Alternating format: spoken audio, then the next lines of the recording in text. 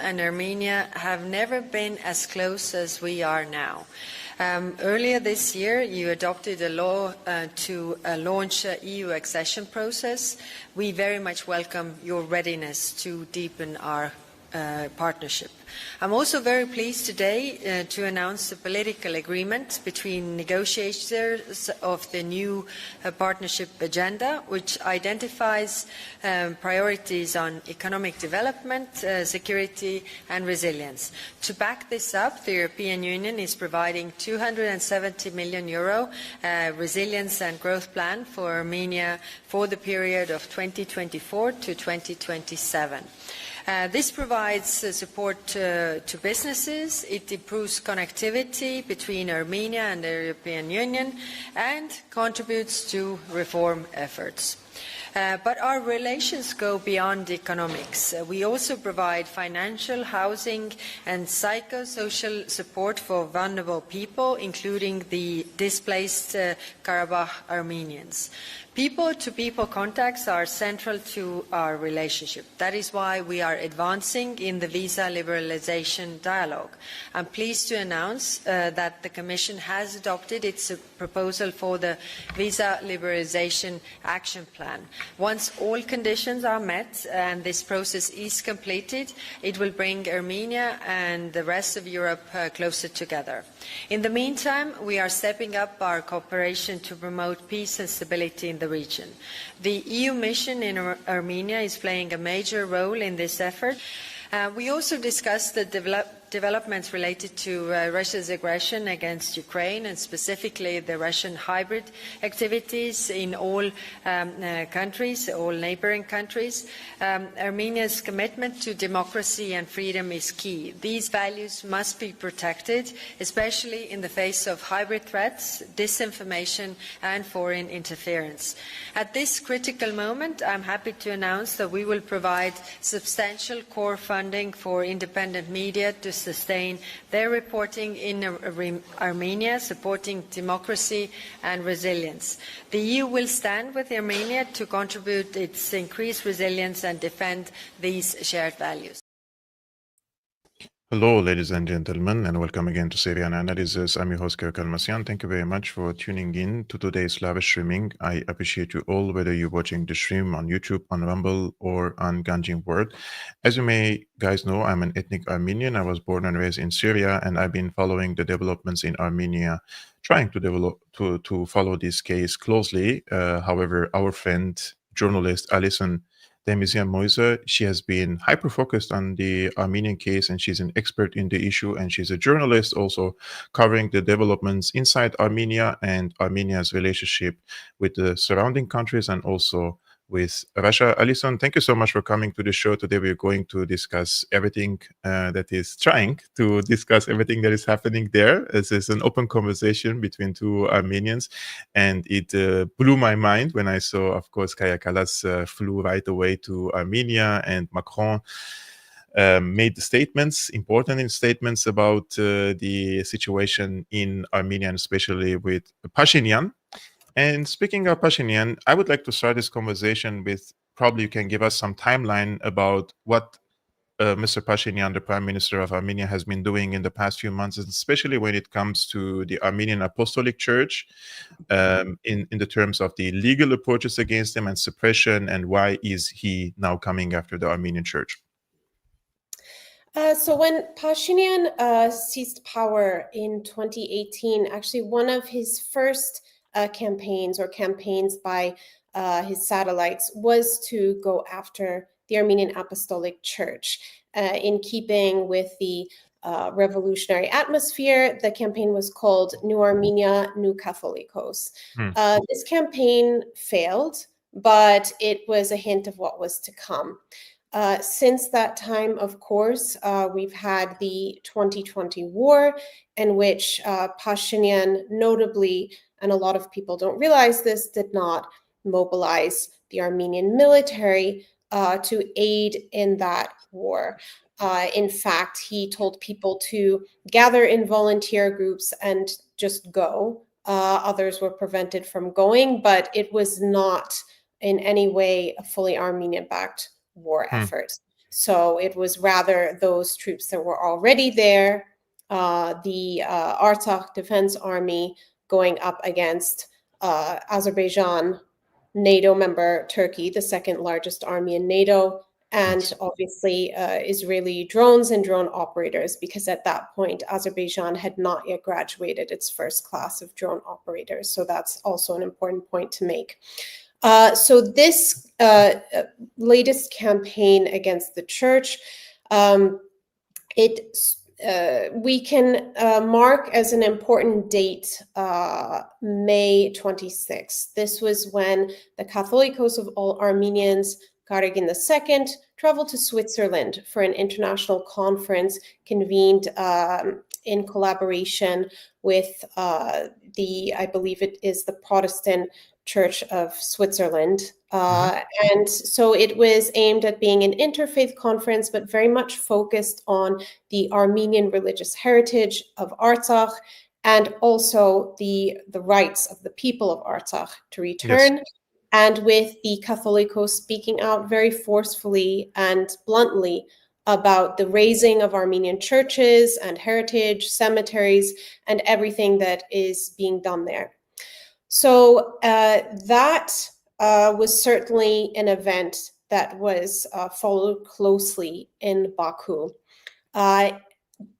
Just days before that scheduled appearance, the Azerbaijan's state-appointed religious authority, their Sheikh al-Islam Pashizadeh, announced an urgent need to appoint a religious authority in exile for Armenia.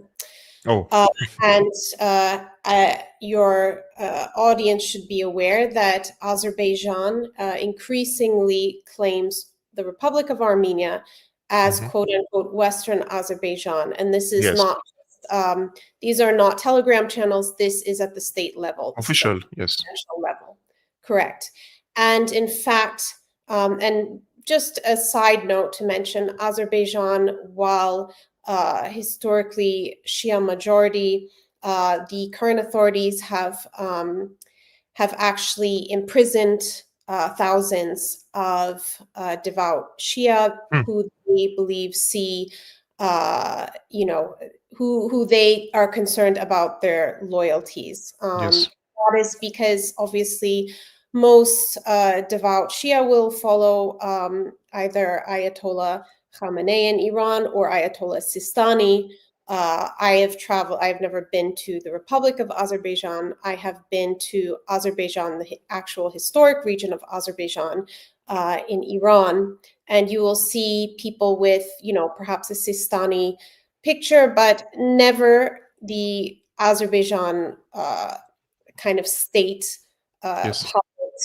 religious authority. So all of this is just to set the background that this is very much an Azeri state campaign to give additional reason for its claim to Armenia. So this Sheikh al-Islam Pashizadeh, he said that Echmiadzin, which is where the mother see of the Armenian Apostolic Church is located, he said this is Azerbaijani, which is, again, we're going to have a lot of diversions, I think, on this episode, but I think your audience should be aware that before a century ago, the toponym Azerbaijan was never existed north of the Araks River. This is the historic, some would even say, heartland of Iran. In fact, the supreme leader of Iran is of Azeri origin.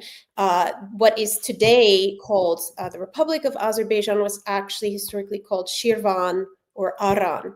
So it was never called Azerbaijan until the name was suggested in, I believe it was 1918. They adopted it. It was actually so problematic in terms of potential for causing trouble with Iran that the League of Nations did not accept the country under this name because it could cause territorial claims against Iran.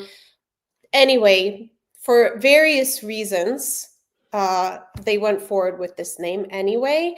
And today we indeed see this name, this toponym, being deployed as a weapon, not only against Armenia, but against Iran. So I'm Indeed. giving you the layout so we can go into all these issues. I think that we do need to talk about recent events in Iran and the rising tensions between Azerbaijan and Iran. But to just kind of refocus back to the church and what's happening today, what your audience needs to know, this church, Armenia is the first country to convert at the national level to Christianity. Yes. That was 301 AD. The founder of the Armenian church, Saint Gregory the Illuminator, he was actually, the Christianity was brought to Armenia by the apostles Thaddeus and Bartholomew, and Saint Gregory is the founder of the Armenian Apostolic Church. And actually, each member of the Armenian clergy until today, from that time, were ordained by a clergy member that was ordained going all the way back to Saint Gregory the Illuminator. So for Pashinian to suggest, as he has, that the Armenian state should appoint the Catholicos, Yes. the head of the Armenian church, it represents an effort to break the chain of apostolic succession that dates back to 301 AD. So this is a huge threat, not only to the church structure, as it would, of course, cause schism if Pashinian were to reconfigure the church according to his whims, but also this... Are those really his whims, or he's receiving instructions from outside? I think, that is another topic. I mean, I think I certainly, take note of the fact that there's a two-pronged attack on the Armenian Apostolic Church right now from Azerbaijan, with this claim to Echmiadzin and the attempt to appoint a religious authority in Armenia, which not only traditionally, but according to the Armenian constitution, regards the Armenian Apostolic Church. Although there's separation of church and state, the Armenian Apostolic Church has a special status in Armenia. Over 90% of the population is a member of the Armenian Apostolic Church.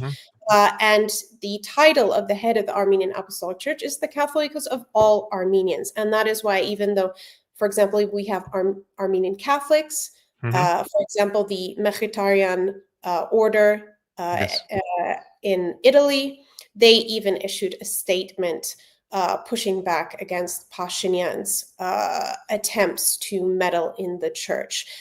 So that shows that he's not only the Catholicos of Armenians in Armenia or Armenian Apostolic, he's considered the leader of Armenian Christians all over the world. So this is a huge and unprecedented attack from within Armenia. It was on June 8th, actually, 1 week after this conference in Switzerland, that Pashinian called on the Catholicos to step down. And via his Facebook page, he proposed not to have any structure to do with the Apostolic Church, choose a new Catholicos, but rather a plan very similar to his war mobilization efforts, where he would select, I think, 12 people to be part of a coordination committee.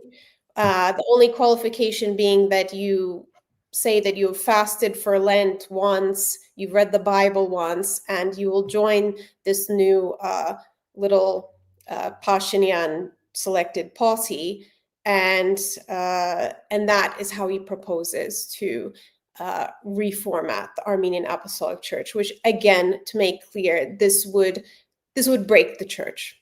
That's the implication. This is not about whether the Catholicos is perfect or not. This is not about any clergy member. This is about breaking apostolic succession that dates back until the apostles and Jesus Christ. So this is a major thing. This is a major story that affects Armenians everywhere because, for example, Armenians, how could they perhaps receive citizenship of their homeland in this new real Armenia that Pashinian wants to make. Most Armenians will apply for citizenship using their baptism record. Mm-hmm. So if the church authority means nothing, then, you know, basically the power vested in the Catholicos is the power, you know, goes down to each member of the clergy. So True. if all of that is worth nothing, then essentially Pashinian is trying to reformat Armenia into a state with no national basis, national Indeed. foundation. That is what's happening. So, and there's been a few, I think, key events after that, namely the breach of the gates of the Mother See of Holy Echmiadzin, which is the throne of the Catholicos, that occurred just 5 days ago. People rushed actually to the Mother See, which is not like Vatican City in the way that it's a separate state, but this is the heart of the Armenian Church. People showed up in hundreds, and the bells actually rang out as it was an emergency. But the security forces were forced to go out. They came with masks on, with armed. So it was it's been a very dramatic series of It's events. disturbing. I saw the videos. It looked like those are anti-terrorism forces basically going to a church. This is the impression that they gave when they stormed the periphery, of course. Alison, this is fascinating details, and I have to say there's so many details you mentioned. I believe many people do not know the history that you brought to this, and I have to confess and say many of the things that you said also it's not like new to me, but it just solidifies also my conviction about what's happening in the country now. And I believe that this is a war against the soul of Armenia. If you want to kill a nation, so there are so many countries around the world, right? We have 195, 200 countries, whatever, but not all countries are nations. Armenia stands on its national identity and Christian faith, one of the two, let's say, pillars of the Armenian nationhood. And you mentioned Armenia accepted Christianity as a religion of the state since 301 after Christianity. And this has also not only symbolic, let's say, significance, but also spiritual, and people feel themselves inseparable from their faith among the Armenian people inside Armenia and outside Armenia. I have made a very short video. It's like only 3 minutes, and I wanted to publish it tonight on my X account. And I would like to show you this video, which I'm discussing this issue now and the conclusion to which I'm heading to. Please feel free to agree or disagree with me, because this is, in my opinion, one of the most serious things that happened in Armenia after the Velvet Revolution and the ethnic cleansing of the Armenians. And this is the third very important event which people cannot really turn their eyes and ears away from this. So I will just screen this video, which I tried, to my knowledge, to explain this situation. Let's see. Since 2018, Nikol Pashinian has functioned less like a national leader and more like a local manager for foreign interests. One by one, he has gone after the pillars of Armenian nationhood: the national identity, the sovereignty of Artsakh, and now the Armenian Apostolic Church. Let's be clear, you don't have to be a supporter of the church or even religious to see what this is. The church in Armenia is not just a spiritual institution, it is the spine of our cultural and historical memory. We were the first nation to adopt Christianity as a state religion in 301 AD. For most Armenians, their identity and history are inseparable from that fact. That's precisely why the church is now being targeted. The narrative being pushed that this is about fighting corruption or upholding democracy is a smokescreen. What we are really witnessing is the deliberate dismantling of Armenian statehood from within, masked as a progressive transformation. Globalist institutions, which have aggressively undermined Christianity and patriotism elsewhere, are now using Pashinian as their battering ram in the South Caucasus. And let's not pretend this is just a coincidence. Every time Pashinian's grip on power weakens, foreign dignitaries fly in to prop him up. The EU's foreign policy chief arrives on cue. Macron states support for Pashinian. Western media run distraction campaigns. Millions in NGO and media funding keep flowing. Meanwhile, critics are being silenced, blacklisted, or denied entry to their own homeland, including Armenian journalists and activists in the diaspora. I know this firsthand. Is this a democracy or authoritarianism dressed in EU blue and wrapped in hollow slogans? Pashinian's war against the Armenian church is only the final act in a much larger play. He had already handed over Artsakh to Azerbaijan. Now, under foreign pressure, particularly from Baku and Ankara, he is going after the church because both Turkey and Azerbaijan view the Armenian church as a threat to their aspirations in Armenia, a source of potential resistance and a voice that can reignite national self-determination. In other words, a problem for anyone hoping to dismantle Armenia permanently. But there is another layer here. Undermining the church doesn't just weaken the nation, it alienates Russia. Pashinian's entire pivot to the West is designed to push Armenia into NATO's sphere. That means cutting off strategic ties with both Russia and Iran, paving the way for corridors that bypass both, and opening the gates to Euro-Atlantic control of the region's trade, gas, and politics. Russia continues its passive stance under the guise of non-intervention, risking the balance of power in the South Caucasus. But the intervention has already happened. It is just flying EU flags. The Armenian people are waking up. Pashinian has lost the trust of the public, and he knows it. That's why his government relies on suppression and Western backing to maintain control. The Armenian people should not be turned into Ukraine 2.0 and pawns for Brussels or Washington. Nor should they allow their church, the last standing institution of independent Armenian identity, to be destroyed without strong pushback. What we are seeing now is not just a political dispute, it is a war for Armenia's soul. And every Armenian, whether in Armenia or the diaspora, must understand exactly what is at stake. This is what I wanted to say at the end of this video. Am I being too paranoid that the legs that Armenia stands on are being targeted one after another, and Armenia could be swallowed by the neighboring country, especially Azerbaijan? And I mean, I was just checking the video of the Azeri president himself saying the entire Armenia belongs to them. This is called Western Armenia, in his own words. Western Azerbaijan. Oh, sorry, Western Azerbaijan.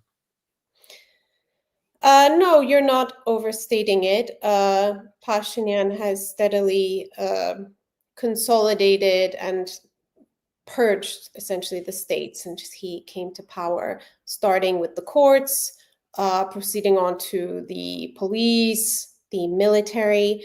Again, many people don't realize that during the war in 2020, Armenia's most competent generals were actually not allowed to be involved in the war effort. Or you had instances where, for example, the former defense minister was demoted, where he was essentially put on the front lines. Basically putting the most patriotic, experienced people in a situation where they were set up to be slaughtered.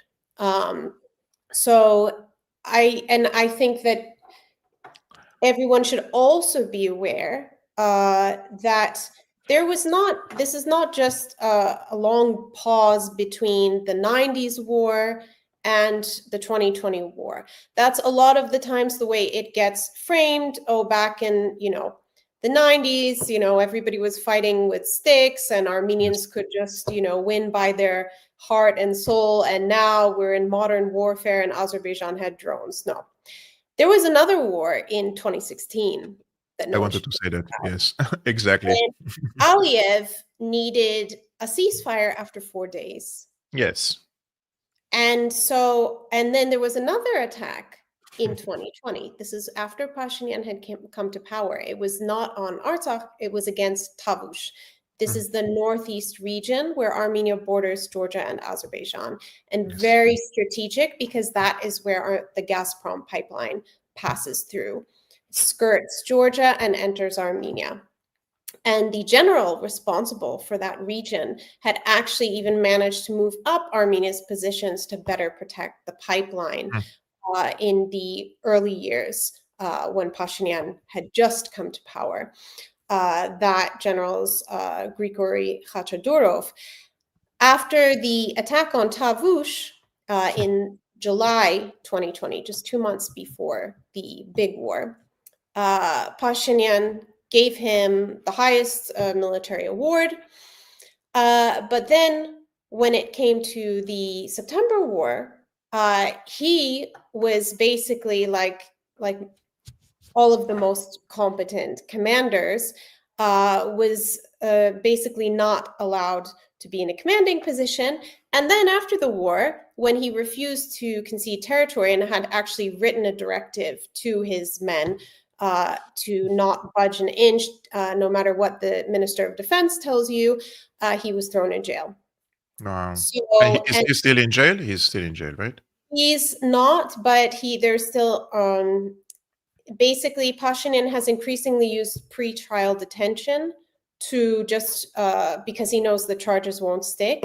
He may still have a gag order on him. There may still be an ongoing case, but basically all of Armenia's most competent generals and political leadership all have cases against them if they're not in jail or in jail in Baku. So this is our situation. So those who are following all of these details do not see this as, boohoo, poor us. We see it as a very much methodically executed,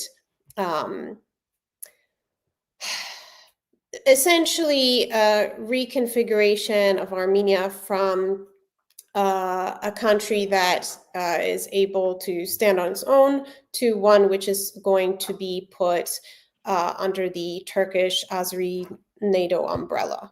So, and critics will say, oh, well, before Armenia was under Russia, they didn't help, blah, blah.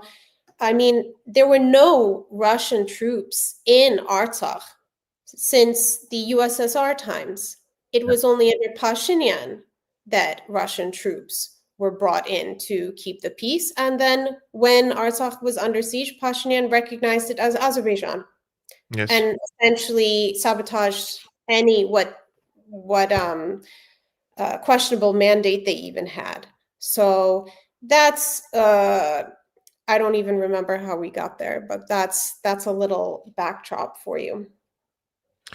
I'm particularly interested also about Macron and France. It seems that France is showing a particular interest in Armenia and what they call a peace process with Azerbaijan and Turkey, and opening the borders between these countries, and also establishing a corridor which bypasses the Armenian territory from Azerbaijan to Turkey.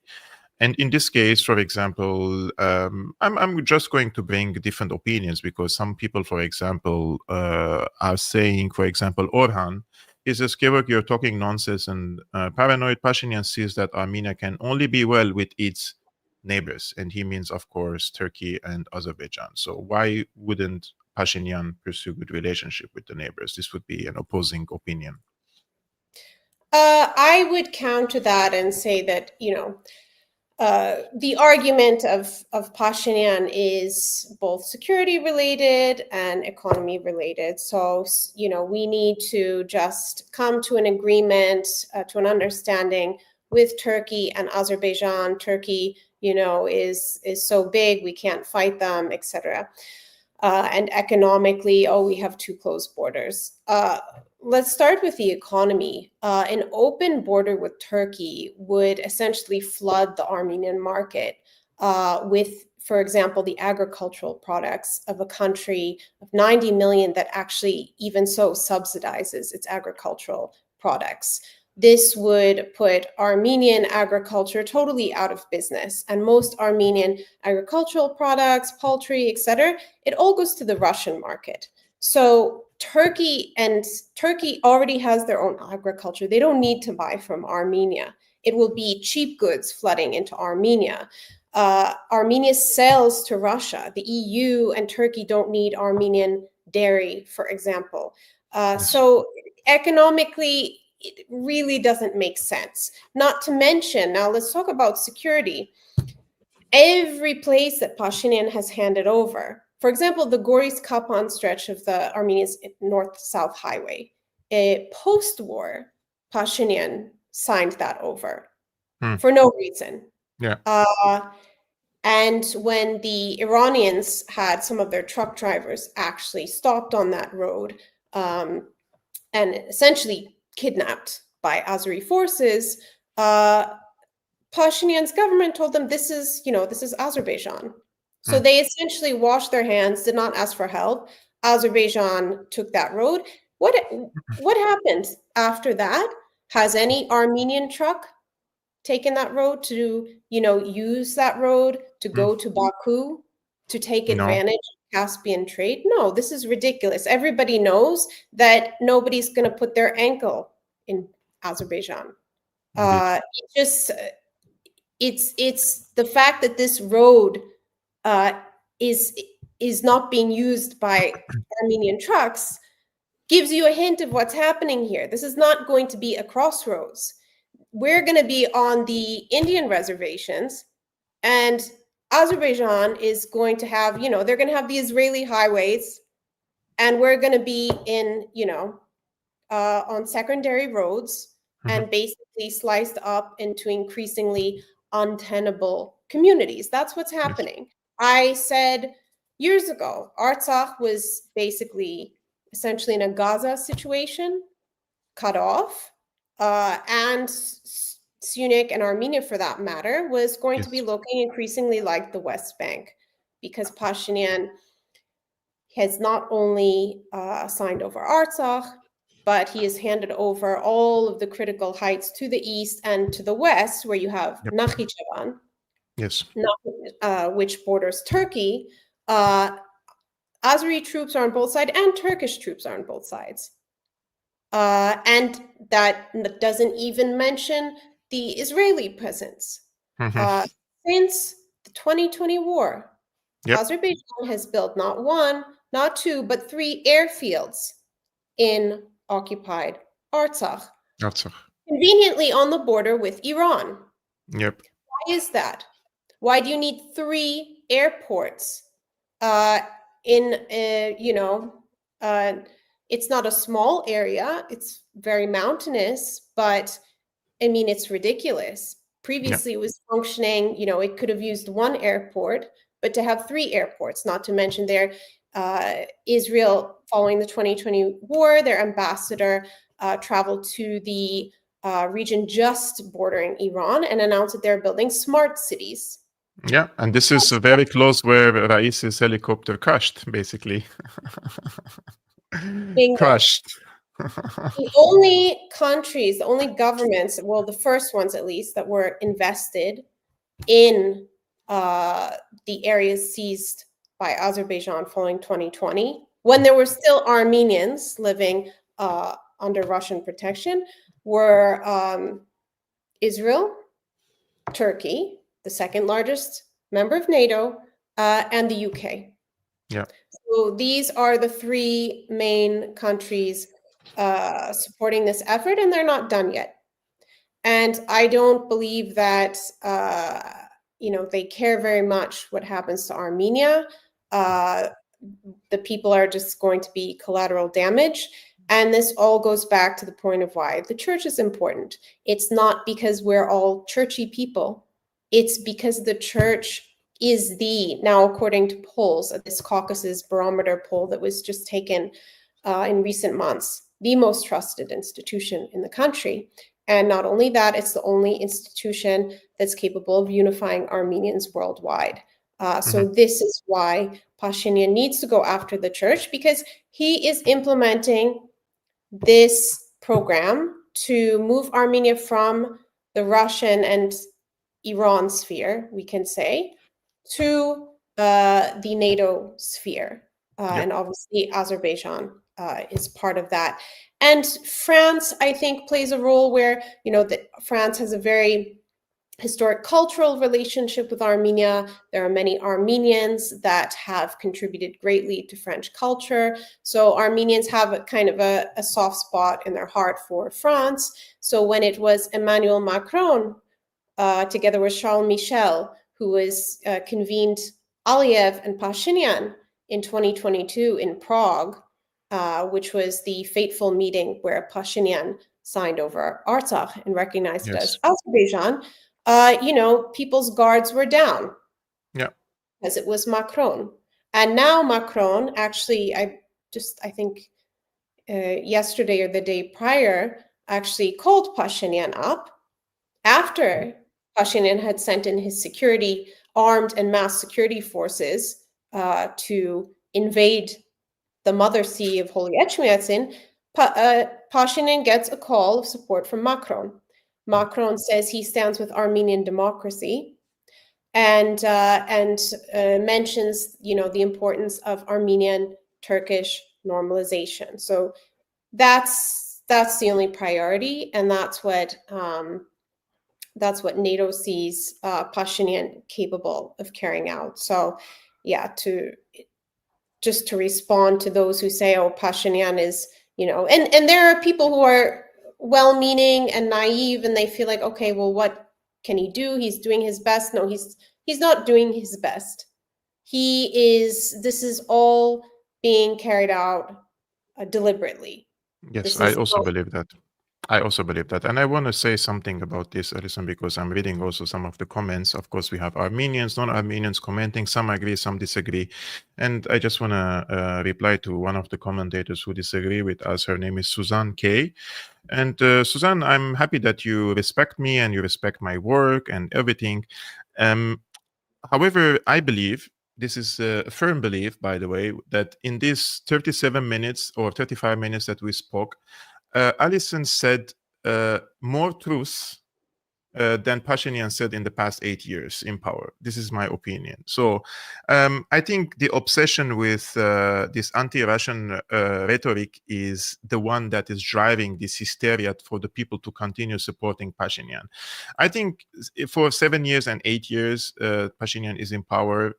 We have what is called objective truth and objective reality, which means you have eyes, you can see events, you can see the patterns, and you can see sequences of events, and you have a brain to notice these patterns.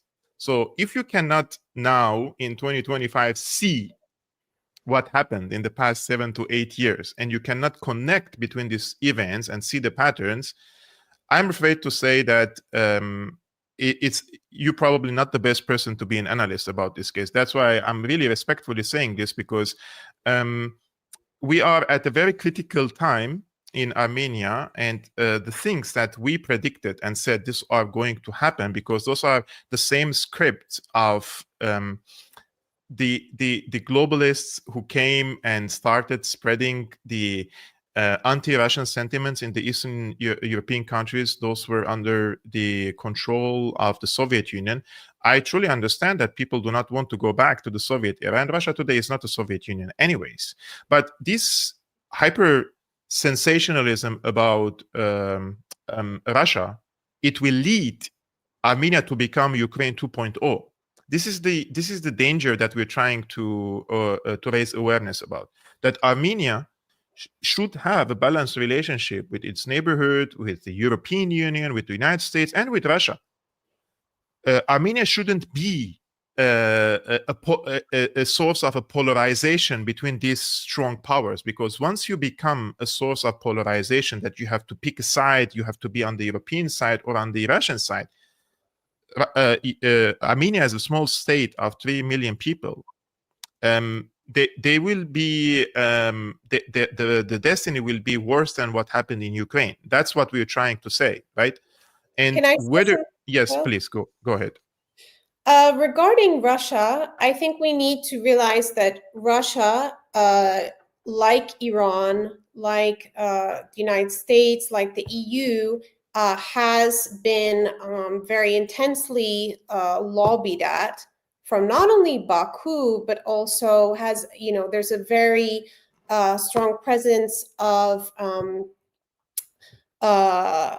Azeri Jews who are promoting Azerbaijan for its, their relation with Israel, etc. And these, they have been pushing this line that Armenia is, not reliable, better to be with Baku, etc. This is the same thing that Armenians are up against in the EU, for example, where EU ministers get paid off to represent the interests of Azerbaijan. So this is not to say that, and same with even Iran. Iran had a pan-Turk lobby that was, always saying that no, okay, Azerbaijan has relations with Israel, but no big deal. They, they, in the end of the day, they're Shia like us. So there's many different interest groups that are competing with Armenia in trying to tell their story. But the difference is between Russia and Iran, for example, and Turkey. Turkey and Azerbaijan, their whole goal is to get rid of Armenia. They don't want an autonomous Armenia. They don't want Armenia to exist as a viable state in control of its own borders. And unfortunately, and this is what people need to realize, Turkey is the second largest army in NATO. It is the largest army, most powerful army in NATO on this side of the Atlantic, and it's not even close. Not even close. What's the UK? How many? If they lose one ship, their one aircraft carrier, their navy's half gone. Yeah. And the thing is also, Alison, with Turkey, that they don't consider it an imperialist power. That's the problem also. So many people do not see Turkey as an expansionist power. Look what happened to Syria. They have now taken over Aleppo completely, dismantled its industrial base. They have brought all the Turkish businesses. They have done similar thing in Iraq. Erdogan himself says the borders of Turkey is not exclusive to the current day borders of what is called the Turkish Republic. And we're not like attacking Turkey. We're just describing what their leader says. I think that's because some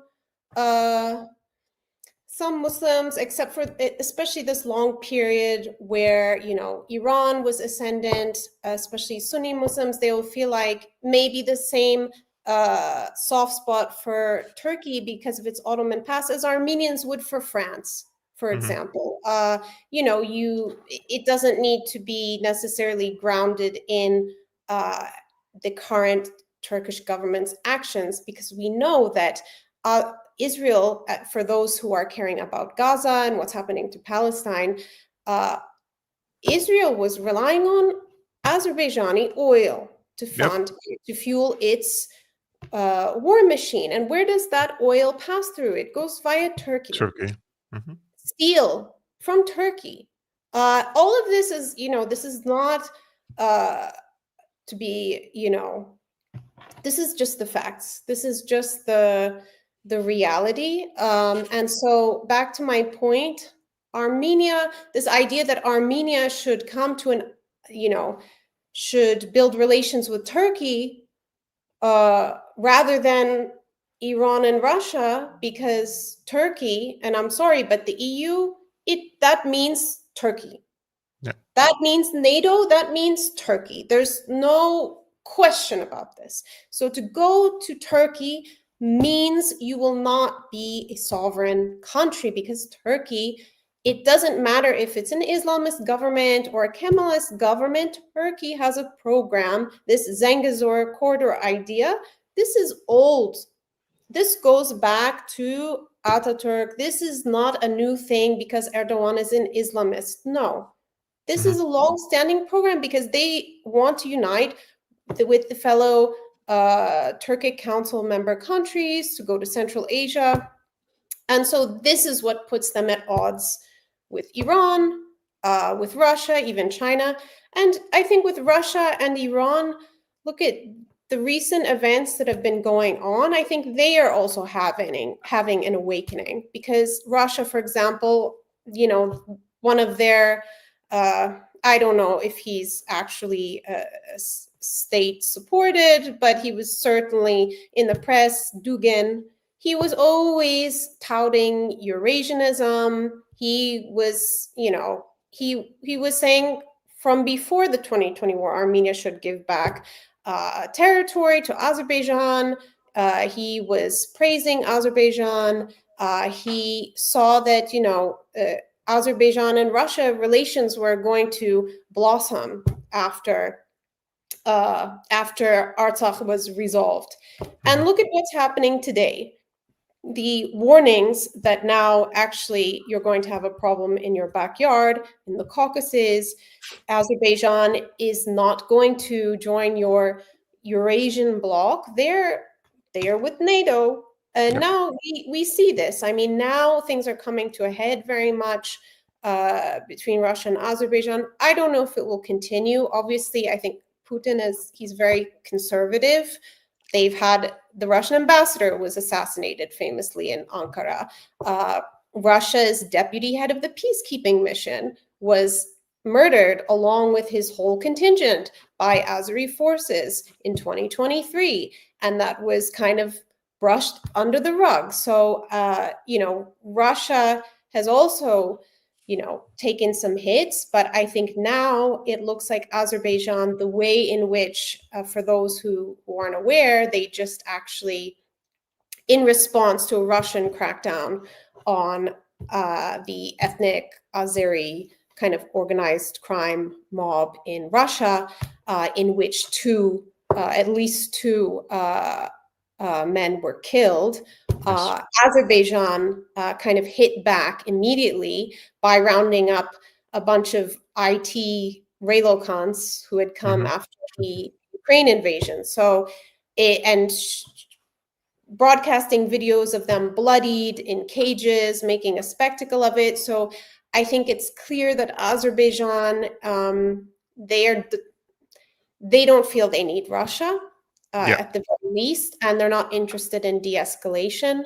And also, we can mention Iran also. I think there seems to be a growing tension because the Iranian president, Pezeshkian, had actually had a phone call with the Azerbaijani president, Ilham Aliyev, last week, in which he basically raised that Iran had intelligence that Israeli drones had entered and attacked Iran via Azerbaijan.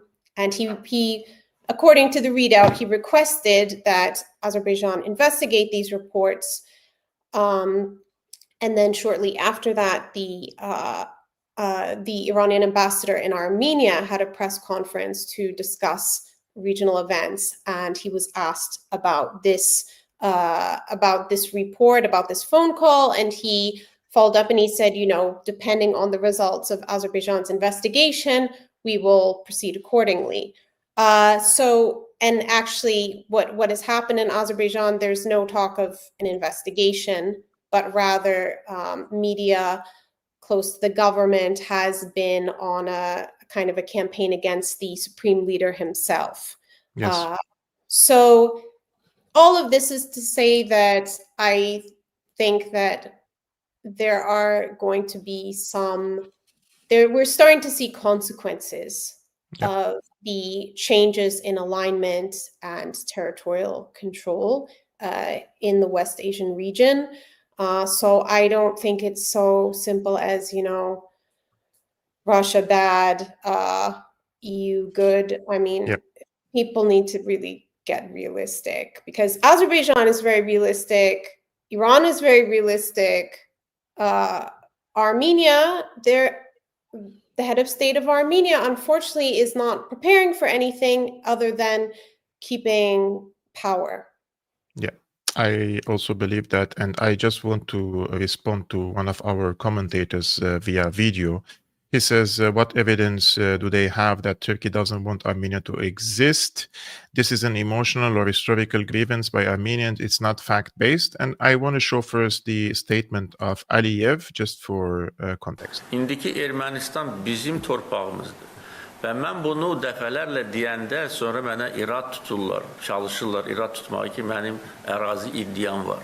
Mən bunu tarixi həqiqət kimi deyirəm. Və bununla paralel olaraq mən hesab edirəm ki, birgə səylərlə biz Qərbi Azərbaycana qayıdış konsepsiyasında işləməliyik.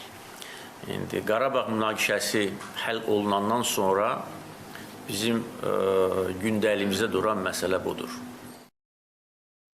So after resolving the Karabakh issue, this is Western Azerbaijan issue is now on the table, and Western Azerbaijan, according to Aliyev, is Armenia, the current Armenian sovereign nation. And Azerbaijan receives its weapons from two major sources. One is Israel, the second is Turkey. Turkey also gives a lot of intelligence assistance, data, satellite, drone operational facilities for the drones which were used against the Armenians in Karabakh. So Turkey and Azerbaijan, they are partners in this when it comes to Karabakh and in Armenia. I mean, they refer to themselves now as one nation, two states. Famously, after the 2020 war, I believe it was December 2020, that soon, Turkish President Erdogan traveled to meet his Azerbaijani counterpart, and they signed a declaration. They called it the Shusha Declaration, rather than the city of Shushi, which is not only the Armenian name, but the Persian historic name of the city. But all of this to declare that they are acting with one hand. I would also suggest that commenter read Ataturk's writings. I mean, I don't think it's my job on this podcast to, give him page. I think we already gave enough context about this for us to it's the grievance is one thing, guys. Like, look, we are well aware about the historical grievances. We've been victims of it, but we're not coming from a hate position. We're trying to preserve whatever is left from Armenia. A leader that is pursuing the interests of his nation. That's it. That's exactly Everyone what can be respected for this. Yeah. But Pashinian cannot. Nobody likes a traitor. Not even Turks, I'm sure. Yeah. That's why when I watched the photos of Aliyev and Erdogan, when they look into the eyes of Pashinian, and you see the way they're looking at him in a complete disrespectful way, because they don't see him as a leader of his own nation. And among the political circus, everybody knows that Pashinian is not serving the interests of the Armenians. So he is not being respected even among the supposed friends that he is trying to make with, especially with Erdogan and with Aliyev. And this is where I'm going to lead this conversation. And this is the last part, Alison. And this is reports coming from Azerbaijan and Turkey, and says that there is an agreement between Ankara, Baku, and Yerevan regarding the Zangezur corridor. I just want to show this map to our audience so that we know what we're talking about. So today, Azerbaijani political analyst Asif Narimanli stated that there is an agreement between Ankara, Baku, and Yerevan regarding the Zangezur corridor, claiming this to be the main source of tension between Russia and Azerbaijan. There is another report, which is this time is from CivilNet, and this is the Armenian pro-Pashinian outlet, right? So what they say is basically just going to read the first paragraph. The Trump administration is circulating a proposal to break the deadlock over a transport link through Armenia's southern Sunni province, offering a US-run commercial operator as a neutral guarantor for the route sought by Azerbaijan and Turkey, according to an analysis by Olesia Vardanyan of the Carnegie Endowment for International Peace, who cites diplomatic sources familiar with the talks. Carnegie is, of course, is a pro-US think tank. And finally, I just want to show this last one. This is coming from the Azeri Times. It says there are multiple reports that Turkey, Azerbaijan, and Armenia are nearing a deal on the Zangezur corridor, potentially sidelining Russia's influence in the South Caucasus.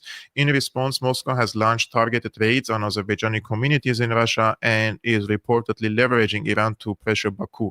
Kremlin discontent is boiling over. Are we witnessing this bizarre cooperation between Turkey, Baku, between Ankara, Baku, and Yerevan vis-a-vis Russia and Iran in this case? Are we seeing a new type of alliance in the region? I mean, I don't think any of this is the idea that Yerevan is on the same page under the Pashinian administration with Ankara and Baku is not a surprise. I believe that this is what they've been working towards the whole time. Pashinian said famously after the 2020 war that, you know, I could have just given it to them, but nobody would have accepted it. So I had to have a war, basically. So this is the agenda. Pashinian's the first president of Armenia, who's regarded as Pashinian's sort of political mentor, was also for the open borders, although I wouldn't say he would have gone so far as Pashinian has gone, to say the least. But yeah, I think with the I saw the tweet you showed. I think we have to just be cautious about it until, you know, the Trump administration says anything. But I think that it's very possible that the U.S. is looking and trying to, you know, just find a way to make this conflict end.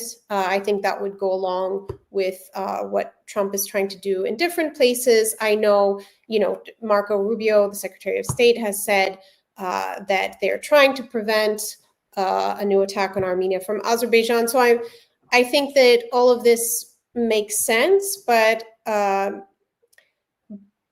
we have to see how Russia and Iran will respond. I think Iran, for Iran, this corridor is a red line. And Yeah. when we say corridor, Armenia is always emphasizing, the Pashinian administration is always emphasizing, this is going to be under Armenian control. This is not basically an extraterritorial corridor. Who knows what they've agreed? One of the leaks was that, oh, it's going to be some kind of an international, maybe a U.S. company that does the controls. It's not clear yet, but certainly they've been working towards this the whole time. And certainly the loser would be Iran, first of all, which is why it's a red line for them, because they want a route to basically through Armenia to Georgia, to the Black Sea, to Russia, that is not going through a NATO country and is not going through Azerbaijan, where the Israeli presence is very heavy. So that's why Armenia is important to them for a link. I think for Russia, you know, they've been, you know, the past few years has been kind of, I don't know if you call it copium, but I mean, Ukraine has been their main focus, more so than Syria, obviously, and more so than Caucasus. But I think the recent events show that none of these regions can be divorced from one another. It's all linked, and it's all related now, I think, to trying to, I mean, from the US NATO side, trying to basically hem in Russia and Iran. So let's see. There's a lot at stake now, and I do think that maybe now with Azerbaijan being so aggressive, and not only to Russia but to Iran, that they might be forced to be more active. But I think the main takeaway, since we're talking about Armenia, is that Armenia, under the current government, is going to go with the flow of Turkey and NATO. They are not going to play a support role if Iran was to mobilize or Russia. They are out and maybe even would kind of play a spoiler role. One thing, though, we should mention, however, and I think this is part of the reason for why Pashinian is attacking the church right now, is that elections are coming up in 2026, summer of 2026, so 1 year from now. The most recent elections in Armenia's second largest city of Gyumri, which is the host of the Russian military base, and which would be the first city impacted were the border with Turkey to reopen. Gyumri voted for the opposition. There was a number of opposition parties running, and what developed in Gyumri was a consensus minus Pashinian. So whereas in previous elections, his party would always manage to at least be part of the ruling coalition, they've been totally pushed out of any of the ruling coalition. They do not need Pashinian's party, and the opposition candidate who ended up becoming mayor and who took the largest percentage of the opposition votes was actually the former mayor who had served multiple terms, pretty much coinciding with the presidency of Robert Kocharian, the second president of Armenia, and who during his election campaign was very outspoken against opening the border with Turkey and about the necessity of keeping the Russian military base in Gyumri. And he even referred to the current administration authorities of Armenia as Anglo-Turkic dogs. So he was very blunt, and that his election basically trashed this narrative that Armenians don't want a return of the formers, and also the narrative that Armenians are fed up with Russia and want to go to the EU. In fact, there was a party called the European Party, I think, that their whole platform was just Armenia entering the EU. That party, that candidate did not even they didn't cross I think it was a 5% threshold to enter the Gyumri Council. So I think that was a sign. And also there was another election on the same day in the district of Parakar, which is basically the suburbs near the airport, which are home. It's 125,000 people. So it's not a small area, and it's close to the capital. So another good indication of the mood there. One opposition party, the party of philanthropist Ruben Vardanian, who's currently in prison, they won in a clean sweep. They didn't even need to make an alliance with any other opposition party. So these events were written about by people like Onik Krikorian, who writes, I think he wrote it for Jamestown, which is a very pro-Azerbaijani publication, and kind of wrote it up as a warning that, Pashinian's political future is not assured. So I think that Azerbaijan and its allies see that it is now is the critical time to make a move if they want to seize Zangezur, because if the elections actually happen in 2026, Pashinian is not guaranteed to win, even with all of the rigging. And I think that goes back to why Pashinian is trying to eliminate his political and institutional opponents like the church to make sure that he can be in total control of the situation by the time elections roll around. Because unlike Azerbaijan, where if Ilham Aliyev were to lose power, it would probably go to the Pashayevs, it would go to Meriband's family, and the policy would be probably very much the same, if not closer to Turkey. Whereas in Armenia, if Pashinian were to lose power, the other members of his party, it's really a one-man party at this point. They lack the charisma to continue and would probably flee the country. Whereas the opposition, has been very blunt that they see Armenia's path as basically the polar opposite of what Pashinian's doing. So were Pashinian to lose power,